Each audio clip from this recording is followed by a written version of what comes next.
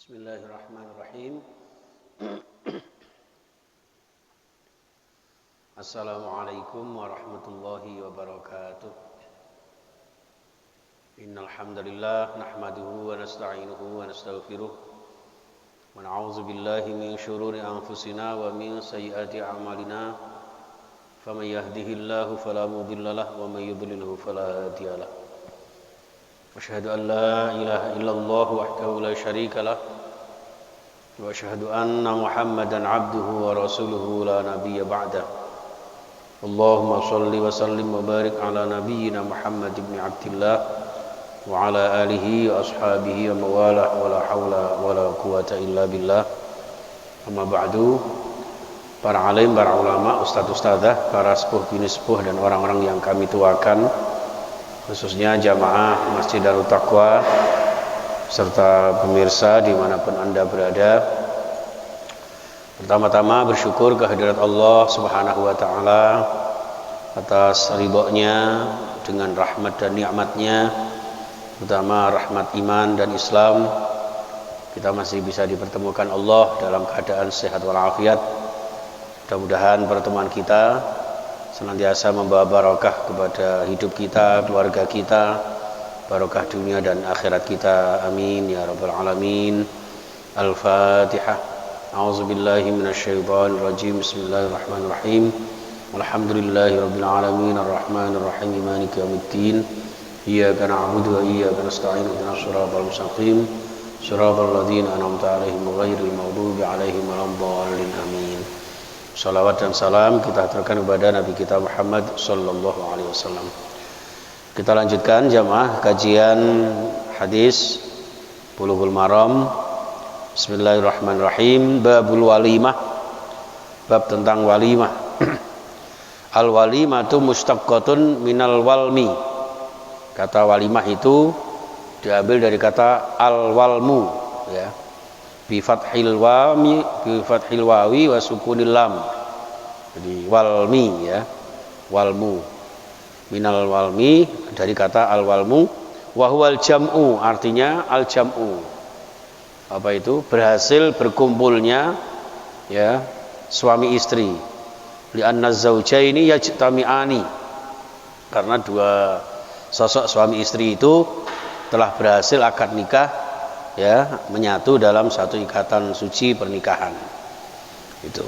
Nah, juga disebut wal fi'lu minha aulama.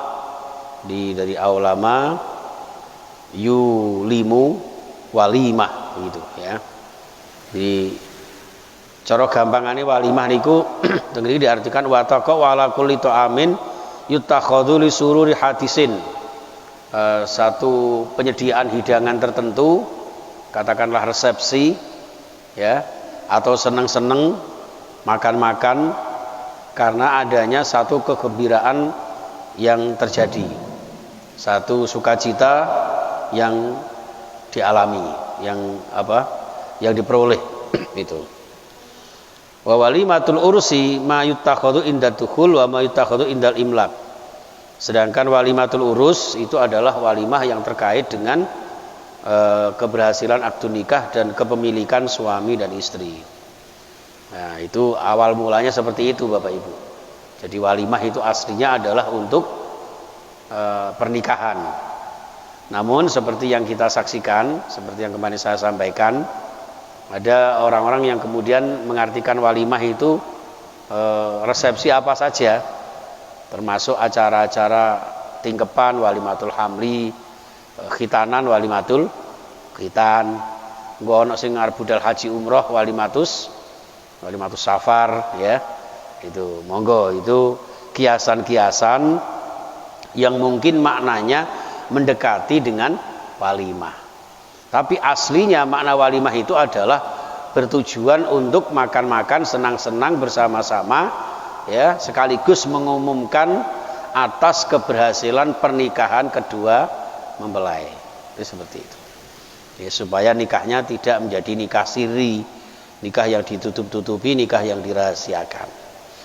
Nah, hadisnya an Anas bin Malik radhiyallahu an, dari Anas bin Malik, annan nabiyya, sesungguhnya Nabi Muhammad sallallahu alaihi wasallam Ra'a ala Abdurrahman bin Auf, Rasulullah mirsani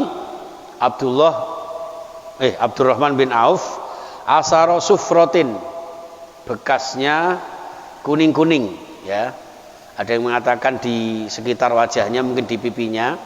Tapi riwayat yang sahih bukan di badannya melainkan di bajunya. Nah, apa maksudnya asaro sufrotin itu, bekas kuning itu? Ternyata diartikan di sini adalah bekasnya minyak misik, minyak kasturi.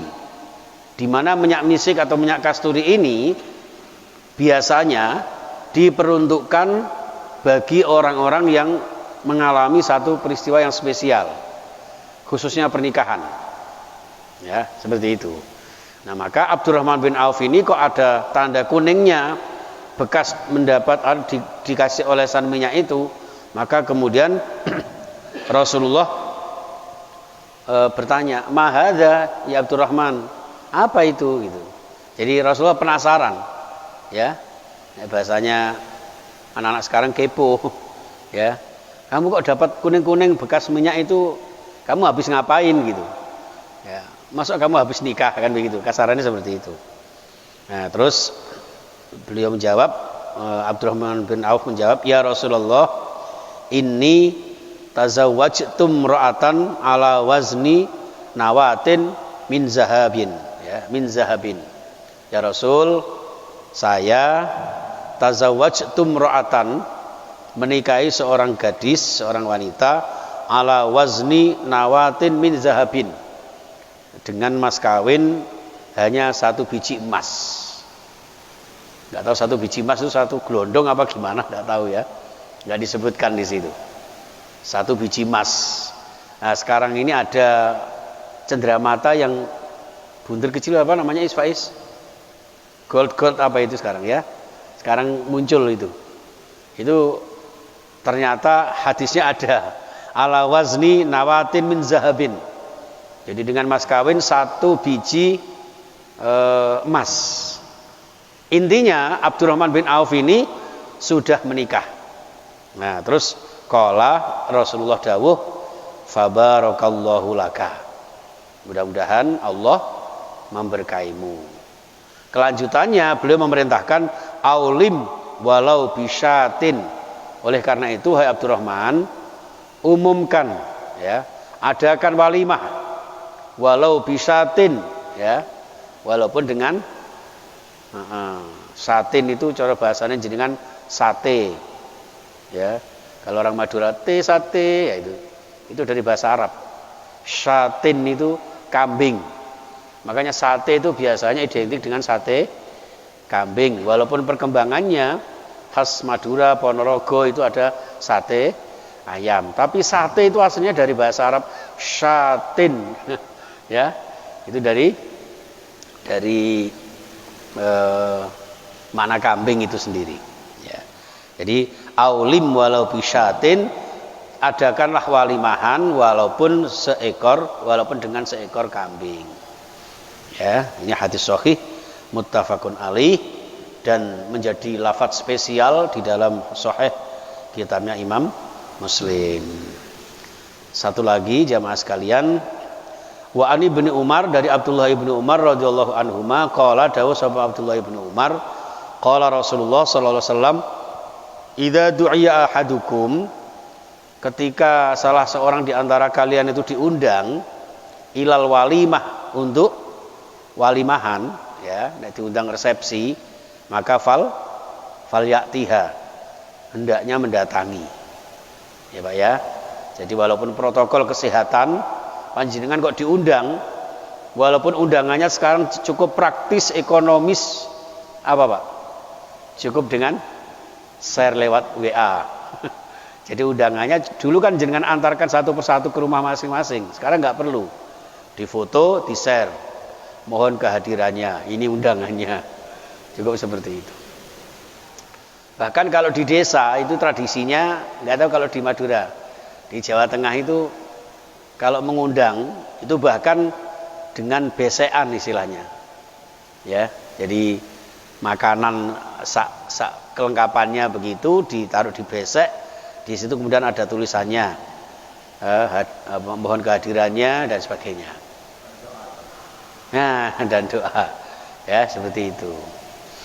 Ya, nah, sekarang ini undangan cukup dengan WA dan sebagainya. Tapi kalau jenengan sudah menerima itu, maka falyatiha, sebaiknya mendatangi. Ya, mendatangi. Idza da'a ahadukum, dalam riwayat lain di dalam Sahih Muslim, idza da'a ahadukum akhahu falyujib ursan kana aw nahwahu. Kalau salah seorang saudara kalian mengundang kalian untuk walimahan, maka falyujib ursan kana aw nahwahu. Maka penuhilah, baik itu walimatul urus maupun yang lainnya. Ya. Kalau tadi itu secara spesifik dalam konteks walimah pernikahan, nah di sini diperjelas lagi, ya, secara umum baik itu walimatul urus maupun walimah-walimah yang lain. Ya, mungkin dari hadis inilah ulama-ulama kita kemudian mengkiaskan dengan walimah-walimah yang lain. Nah, dan jadi termasuk panjenengan barangkali ada yang mau merayakan ulang tahun, nah ya, namanya walimatul maulid. Ya, walimatul maulid, diadakan pengajian, lah saya diundang, kan lumayan gratis apa? Laris kan itu ya. Makanya kiai-kiai itu laris kan itu, Pak. Banyak undangan, banyak acara. Gitu. Sekaligus para kiai sekarang gemuk-gemuk, Pak. Beda dengan kiai di kampung, kiai kita dulu. Ya, ini. Siapa itu ya? Contohnya aku dhewe iki. Soalnya nek bengi mesti mangan. Mangan bengi kan gampang lemu, ya. Mudah-mudahan sehat semuanya ya, Pak ya. Saya kira itu jamaah sekalian, hadis ini diriwayatkan oleh Imam Al-Bukhari dan juga Imam Muslim, yang kemudian ditambahkan dengan kalimat idza da'a ahadukum itu. Jadi intinya walimah itu hukumnya sunnah. Akan tetapi walimah juga tidak boleh berlebihan. Saya lebih senang kalau ada walimah itu, hidangan makanannya tidak berlebihan. Semua ada, akhirnya sisa-sisa. Apalagi kalau kula jenengan diundang, kepinginnya semua diincipi, kadung ngomek wakeh, dan ternyata tidak habis. Itu yang membuat pernikahan kurang barokah. Panjenengan kalau mau mengadakan walimahan seperti itu, sebaiknya di depan ditulisi mohon mengambil secukupnya, harus habis. Ditambahin nek gak entek pitikmu mati. Zaman dulu kan gitu ya. Itu seperti itu. Sering saya tuh prihatin, Pak, kalau mendatangi undangan banyak piring-piring yang makanannya masih banyak gitu ya. Masya Allah, itu mubazir, mubazir. Maka nanti ada hadis juga yang menyeimbangkan ini, Bapak Ibu. Di hadis berikutnya bahwa seburuk-buruknya hidangan itu adalah hidangan ketika walimahan. Kenapa? Takutnya di situ ada riya, pamer, kesombongan, ya. Wah, ini walimahnya mewah, gitu kan? Di syuting TV habis miliatan, gitu kan? Barbaranya sekarang diisukan sama Ayu Ting Ting dan sebagainya. Nah, itu kan akhirnya kurang barokah. Lapo tekan kono barengnya.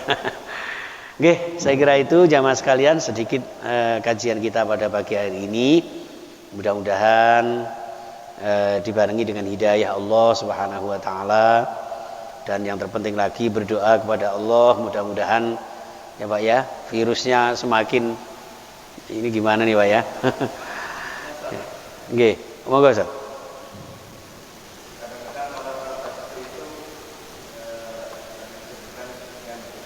Nggih.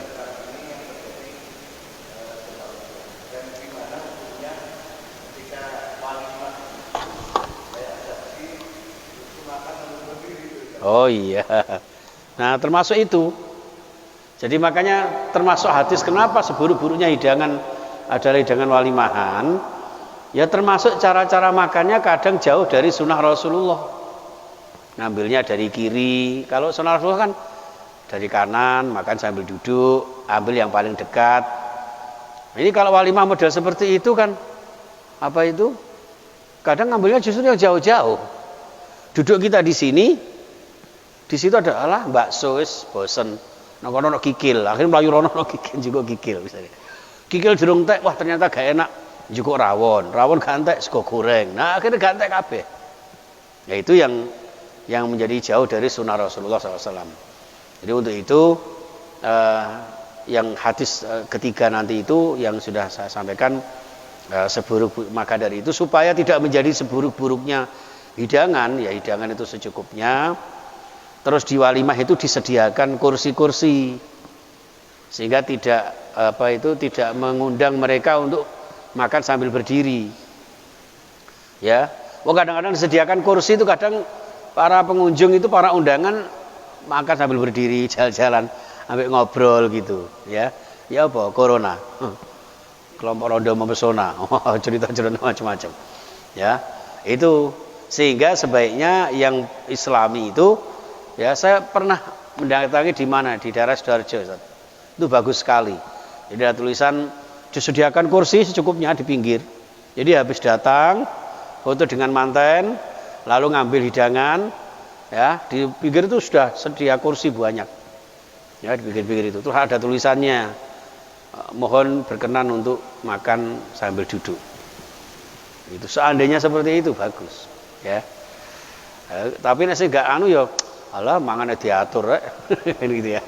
Ya, monggo. Jadi itu termasuk sunnah Rasul yang mudah-mudahan dengan sunnah Rasulullah itulah dengan harapan pernikahan itu dengan walimah yang kita gelar itu mendapat barokah dan mendapat dari keteladanan Rasulullah, maka termasuk akan mendapatkan barokah dari kebahagiaan sebagaimana bahagianya Rasulullah dalam membina rumah tangga. Jadi bagaimana hukumnya? Ya hukumnya ya bahkan ada yang mengatakan haram. Ya, makan berdiri, kalau Imam Syafi'i mengatakan ya makruh lah, ya makruh makan sambil berdiri itu. Jadi itu jamaah sekalian, ya, jadi kebiasaan-kebiasaan yang kurang baik, maka di walimah itu bisa kita jadikan teladan buat jamaah-jamaah kita yang lain, bahwa ternyata mengadakan walimah dengan cara seperti itu pun nyatanya bisa. Ya, nyatanya bisa dengan cara Islami, dengan cara syar'i agar Allah meridhoi. Oke. Saya kira itu. Bismillahirrahmanirrahim. Atau ada lagi yang ditanyakan? Ustaz Samsudin, ampun. Bismillahirrahmanirrahim. Allahumma shalli wa sallim wa barik ala sayyidina Muhammad wa ala alihi washabihi ajmain. Alhamdulillahirabbil alamin. Allahumma ighfir lana wa liwalidina warhamhum kama rabbawna shighara wa limasyayikhina wa limuallimina wa lihuquqil wajibati alaina walil muslimina wal muslimat wal mu'minina wal mu'minat al ahya'i minhum wal amwat. Allahumma antas syafi la shifa illa shifauka isfi abi Kiai Master Mustafa, ya Allah isfihi shifa la yughadiru saqama. Allahumma tawil umurahu wa hasin a'malahu ya Allah birahmatika ya arhamar rahimin wa ashfi amradina ya Allah wa sahih ajsadana wa warsi arzaqana warfa' darajatina ya Allah waghfir dzunubana wa taqabbal taubatana wa taqabbal du'aana waqdi hawaijana min hawaijid dunya wal akhirah. Ya Allah, ampuni dosa-dosa kami, dosa-dosa ayah bunda kami, para sesepuh kami, jamaah kami, saudara-saudara kami. Ya Allah, sembuhkan segala sakit kami dan segala sakit anggota keluarga kami. Apapun sakit kami, ya Allah, Engkau yang maha menyembuhkan, ya Allah. Ya Allah, khususnya sembuhkan sakitnya ayah kami, Kiai Master Mustafa, ya Allah, yang sedang sakit, ya Allah.